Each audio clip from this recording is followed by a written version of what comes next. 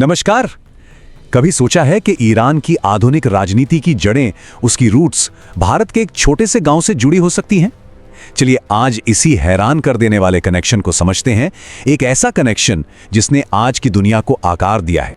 एक तरफ ईरान का 1979 का मशहूर रेवोल्यूशन और दूसरी तरफ भारत का एक गुमनाम सा गांव। इन दोनों के बीच आखिर क्या रिश्ता हो सकता है? जवाब शायद आपको चौंका देगा। इस पूरी कहानी के केंद्र में एक ऐसा नाम है जिसने 20वीं सदी की हिस्ट्री ही बदल दी, आयतुल्लाह खुमैनी। लेकिन उनकी कहानी की असली शुरुआत वो ईरान में नहीं, कहीं और हुई थी। तो पहले ये जानना जरूरी है कि आयतुल्लाह रूहुल्लाह खुमैनी आखिर थे कौन? वो 1979 के इस्लामिक रेवोल्यूशन का चेहरा थे और ईरान के पहले सुप्रीम लीडर बने। मिडिल ईस्ट की पॉलिटिक्स में उनका नाम एक बहुत बड़ा टर्निंग पॉइंट है। लेकिन भारत से उनका जो रिश्ता था वो कोई पॉलिटिकल डील नहीं थी। नहीं, ये कनेक्शन उनके खून में था, उनके वंश में, उनके ब्लड लाइन में। तो देखिए, कहानी शुरू होती है करीब 1830 में, जब खुमैनी के दादा सैयद अहमद मुसावी हिंदी उत्तर प्रदेश के किंतूर गांव से एक लंबे सफर पर निकले। इराक में पढ़ाई करने के बाद वो ईरान में जाकर बस गए। कई दशकों बाद जब 1902 में खुमैनी का जन्म हुआ तो उनके परिवार के नाम में ये हिंदी शब्द जुड़ा हुआ था, जो उनकी भारतीय जड़ों की एक पक्की निशानी थी। लेकिन कहानी में यही एक ट्विस्ट आता है और एक बहुत कॉमन कंफ्यूजन भी पैदा होता है। खुमैनी और उनके उत्तराधिकारी आयतुल्लाह खामेनेई तो अक्सर एक ही नजर से देखा जाता है, पर भारत के साथ उनके रिश्ते की सच्चाई एकदम अलग है। खुमैनी के बाद जो उनके सक्सेसर बने यानी आयतुल्लाह अली खामेनेई, उनकी कहानी वो बिल्कुल अलग है। तो चलिए इसे बिल्कुल साफ समझ लेते हैं। एक तरफ है खुमैनी, जिनका भारत से रिश्ता खून का था, मतलब एंसेस्ट्रल था, उनके दादा भारतीय थे। दूसरी तरफ है खामेनेई, जिनका कोई इंडियन वंश नहीं था, उनका जुड़ाव डिप्लोमैटिक और कल्चरल सम्मान पर आधारित था। बल्कि खामेनेई ने 1980 के दशक की शुरुआत में भारत का दौरा भी किया था और यहाँ की धार्मिक विविधता की काफी तारीफ भी की। तो उनका जुड़ाव सम्मान का था, विरासत का नहीं। तो ठीक है, ये इतिहास तो समझ आ गया, पर सवाल ये है कि इस कहानी का आज की दुनिया में क्या मतलब है?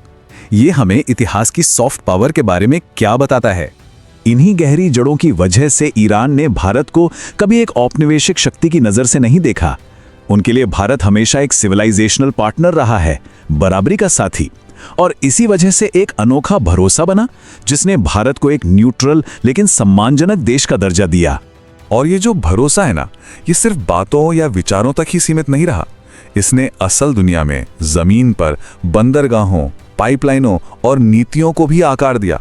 तो सवाल ये उठता है कि इस भरोसे का सबसे बड़ा, सबसे स्ट्रेटेजिक नतीजा क्या निकला? जवाब सिर्फ एक शब्द में है, चाबहार। ईरान का ये बहुत अहम बंदरगाह, जिसे भारत के भारी निवेश से बनाया गया है, इस भरोसे का जीता जागता सबूत है।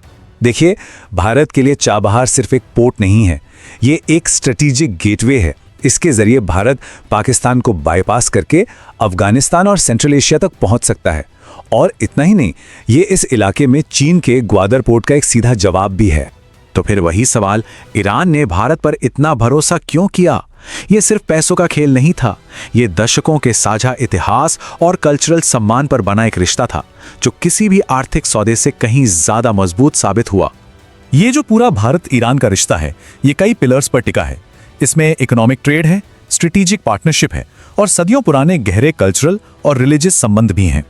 इसी भरोसे का नतीजा था कि जब ईरान पर भारी अंतर्राष्ट्रीय प्रतिबंध लगे हुए थे, तब भी भारत के साथ उसकी आर्थिक जीवन रेखा खुली रही, खासकर तेल के व्यापार के मामले में। इसका असर हमें कश्मीर जैसे संवेदनशील मुद्दों पर भी दिखता है। हाँ, ईरान दुनिया भर के मुसलमानों के लिए चिंता जाहिर करता है, लेकिन भारत को लेकर उसकी आलोचना अक्सर बहुत नपी तुली होती है। इस रिश्ते की गहराई उसे कोई कठोर कदम उठाने से रोकती है। तो अब अगर हम पूरी तस्वीर को जोड़ें तो क्या दिखता है?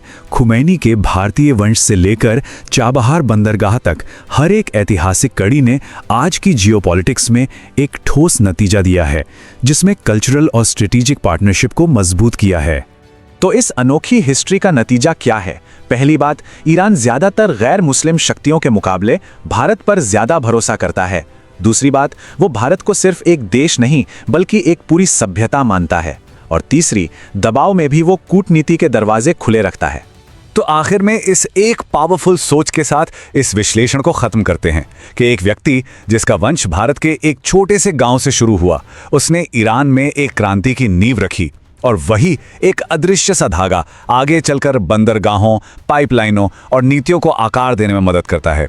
यह साबित करता है कि कभी-कभी हमारी जड़ें, हमारी हिस्ट्री ही चुपचाप डिप्लोमेसी का रास्ता तय करती हैं।